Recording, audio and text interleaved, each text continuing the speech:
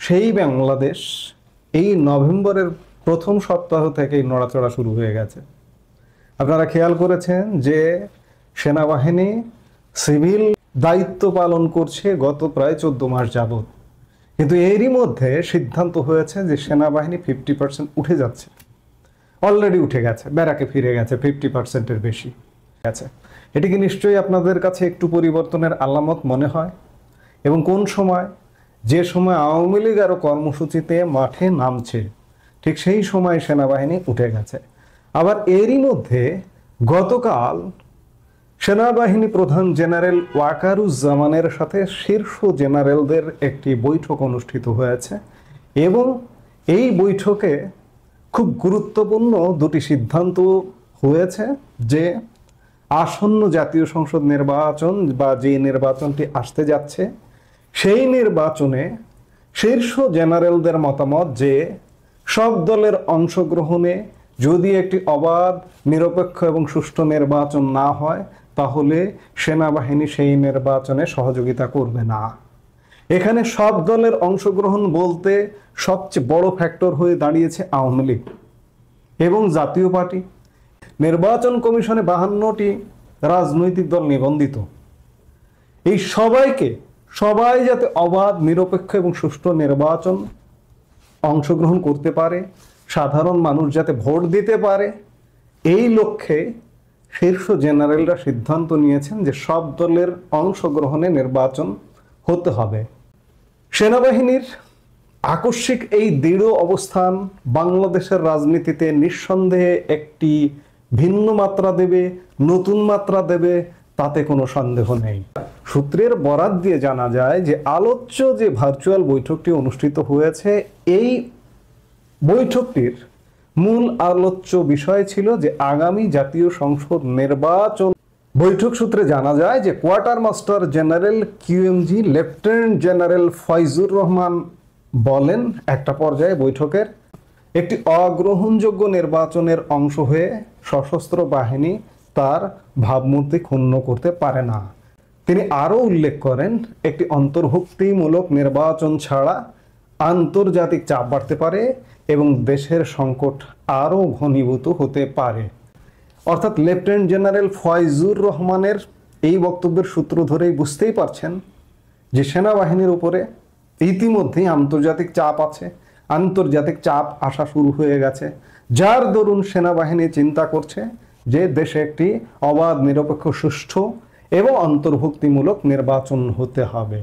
এই বৈঠকে সেটি প্রকাশিত হয়েছে এবং বৈঠকে আরেকটি গুরুত্বপূর্ণ সিদ্ধান্ত হয় যে operation clean heart 2, operation clean heart এর আগে হয়েছিল, সেই স্টাইলেরই অপারেশন ক্লিন হার্ট বৈঠকে দেশের সার্বিক আইন শৃঙ্খলা পরিস্থিতির অবনতিতে গভীর উদ্বেগ প্রকাশ করা হয় এবং একই সাথে এটিও অনুভব করেন জেনারেলরা যে এর দায় সেনাবাহিনী এড়াতে পারে না, কারণ সেনাবাহিনী ম্যাজিস্ট্রেসি পাওয়ার নিয়ে গত 14 মাস যাবৎ মাঠে আছে। কিন্তু কাজের কাজ কি হয়েছে? এই যে আত্ম উপলব্ধি, এটি কিন্তু চমৎকার। আজকে যদি সেনাবাহিনী সত্যিই আত্ম উপলব্ধি করে এবং আমাদের সূত্রের খবর যদি সঠিক হয়, বাংলাদেশের জন্য খুব শীঘ্রই ইতিবাচক পরিস্থিতি আসছে।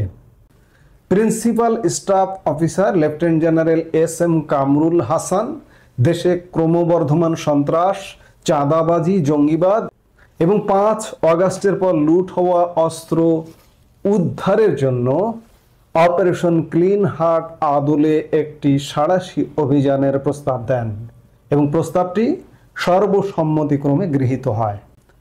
অভিযানের বিষয়ে বৈঠকে একটি সুনির্দিষ্ট নির্দেশনা দেওয়া হয়েছে। এতে বলা হয় যে নির্দিষ্ট অভিযোগ বা ওয়ারেন্ট ছাড়া কোনো রাজনৈতিক দলের নেতাকর্মীকে আটক করা হবে না। তবে এর পাশাপাশি কঠোর হুঁশিয়ারি উচ্চারণ করে বলা হয়, সন্ত্রাসী, চাঁদাবাজ, বিশৃঙ্খলা সৃষ্টিকারী এবং রাষ্ট্রের নিরাপত্তা বিনষ্টকারী ব্যক্তি, সে যে দলেরই হোক না কেন, তাদের নির্মূলে কঠোরতম পদক্ষেপ নেওয়া হবে। অর্থাৎ এই যে এই মুহূর্তে যে জামাত তাণ্ডব চালাচ্ছে, বিএনপি তাণ্ডব চালাচ্ছে, এনসিপির পরিচয়ে তাণ্ডব চালাচ্ছে, এগুলো মনে হয় খুব শীঘ্রই অবসান হতে যাচ্ছে। যে সেনাবাহিনী যদি অপারেশন ক্লিন হার্ট 2টাতে নামে, তাহলে কেউ হয়তো রক্ষা পাবে না। এবং আরেকটি বিষয় যে আওয়ামী লীগেরও ভয়ের কোনো কারণ নেই যে ওয়ারেন্ট ছাড়া গ্রেফতার করা হবে না, এমন সিদ্ধান্ত হয়েছে। বৈঠকে সশস্ত্র বাহিনীর নিরপেক্ষতা বজায় রাখার সর্বোচ্চ গুরুত্ব আরোপ করা হয়। যে কোনো রাজনৈতিক প্রক্রিয়ায় অংশ না হয়ে কেবল রাষ্ট্রীয় নিরাপত্তা ও সার্বভৌমত্ব রক্ষায় নিজেদের ভূমিকা সীমাবদ্ধ রাখার বিষয়ে কর্মকর্তারা একমত পোষণ করেন। এই সিদ্ধান্তগুলো চূড়ান্ত অনুমোদনের জন্য শিগগিরই প্রধান উপদেষ্টার কাছে উপস্থাপন করা হবে বলে জানা গেছে।